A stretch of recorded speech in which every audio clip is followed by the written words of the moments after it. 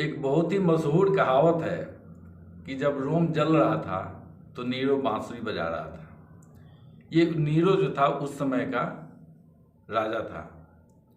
तो अब भारत में वो राजा तो नहीं रहे, लेकिन आप उन्हें पूर्व राजा कह सकते हैं। वो राज परिवार है गांधी परिवार। तो गांधी परिवार के जो युवराज हैं, अब उन्हें पूर्व युवराज कहिए या अभी का युवराज का परिवार, उनके परिवार के लिए तो युवराज ही हैं राहुल गांधी। अब ये देखिए, इनके ये उदयपुर, राजस्थान के उदयपुर में जो चिंतन शिविर हुआ, तो होना तो ये चाहिए था कि चिंतन शिविर के बाद तो कांग्रेस मजबूत होकर उभरनी चाहिए थी। कांग्रेसियों में एक नया ऊर्जा का संचार होना चाहिए था। सारे कांग्रेसियों में एक एकता होनी चाहिए थी। जो कन्फ्यूजन था वो दूर हो जानी चाहिए थी। और सारे कांग्रेसी जो है वो बूथ लेवल तक अपने कार्यकर्ता को एकजुट करने के लिए निकल पड़ते। चिंतन शिविर का अर्थ तो यही होता है कि हम भाई चिंतन अपनी कमी कमजोरी का पता लगाएं और आगे की रणनीति बनाएं। पार्टी को मजबूत करने के लिए हम क्या कर सकते हैं, वो काम सारे स्टेप उठाए जाएं। लेकिन हम देख रहे हैं कि चिंतन शिविर के बाद राहुल गांधी विदेश भ्रमण पर चले गए। वो विदेश में जाके भारत के विरुद्ध में अनाप शनाप बातें बोल रहे हैं और मोदी विरोध करते करते वो भारत विरोध पर उतर आए हैं।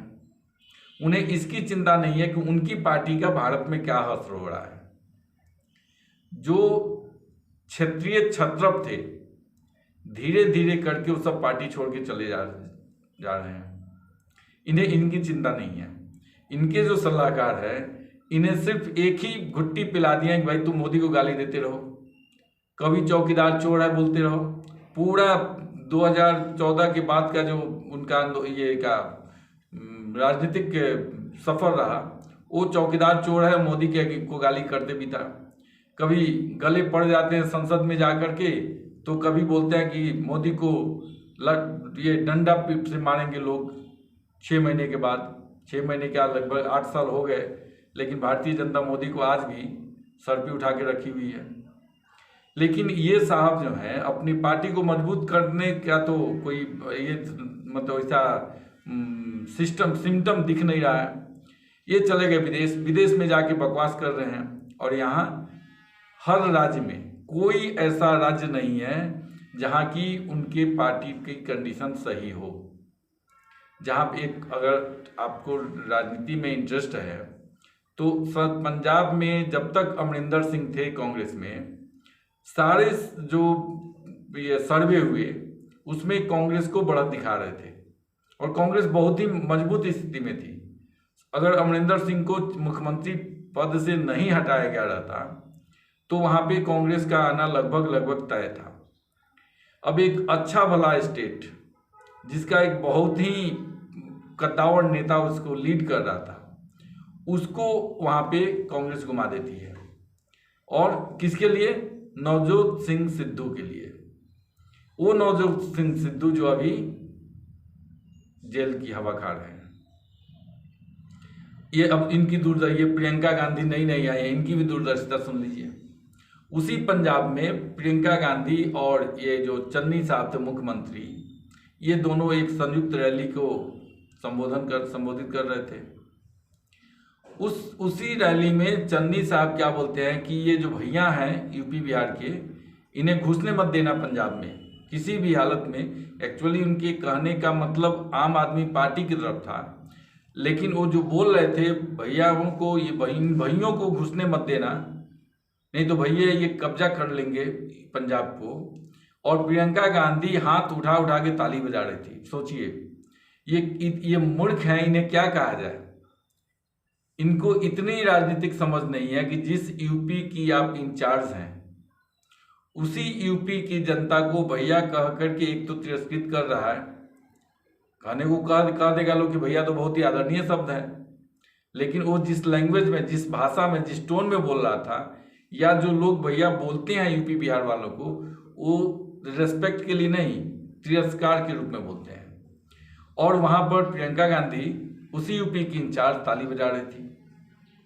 अभी पंजाब की स्थिति क्या हुई आपके सामने है।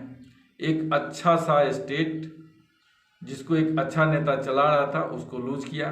और अभी क्या स्थिति है कि उसके बहुत बड़े नेता सुनील जाखड़, जो कांग्रेस पार्टी के अध्यक्ष भी रहे, वो अभी भाजपा में चले गए।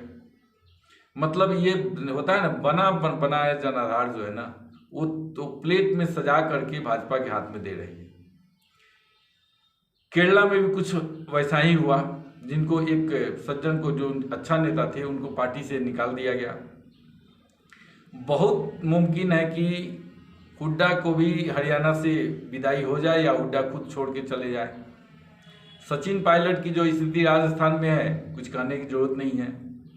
गाहे बगाहे वो भी फन उठाते रहते हैं, ये अलग बात है, उनके फन को कुचल दिया जाता है। अब उनकी आंतरिक राजनीति क्या हो जाने। तो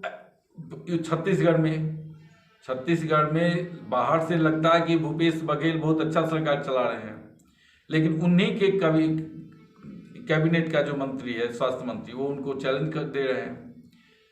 अब ऐसे में क्या होता है कि ठीक है, भूपेश बघेल को नहीं हटाया जाए, लेकिन पार्टी में एक अन्योल की स्थिति तो खड़ा होती ही है।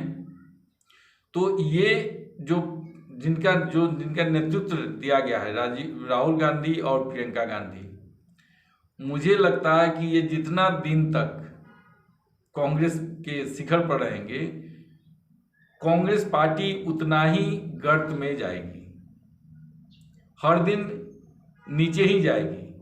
अब ये क्योंकि इनकी स्थिति अब ये चुनाव जीतने के लिए नहीं, ये भारत को खंडित करने के लिए, चुनाव जीतने के लिए किसी हद तक जा सकते हैं। चाहे उसके पहले भी हुआ है, जवाहरलाल नेहरू भी प्रधानमंत्री बनने के लिए आखिर भारत विभाजन की बात तो स्वीकारी थी।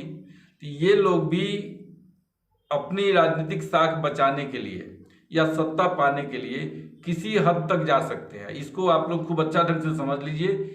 मैं अभी कह रहा हूं तो शायद हो सकता है कि बहुत सारे लोगों को अतिशयोक्ति लगे, लेकिन मैं पूरे कन्विक्शन के साथ मैं कह सकता हूं कि इनकी स्थिति जो है अभी विपक्षी पार्टी में बहुत सारों की, वो नरेंद्र मोदी का विरोध करते करते राष्ट्र विरोध में चले गए हैं, और वो जातियों के आधार में हिंदू समाज को खंडित करके भी वो अपना सत्ता चाहते हैं। और इसका सबसे बड़ा इसका जो सूत्रधार है वो कांग्रेस पार्टी है।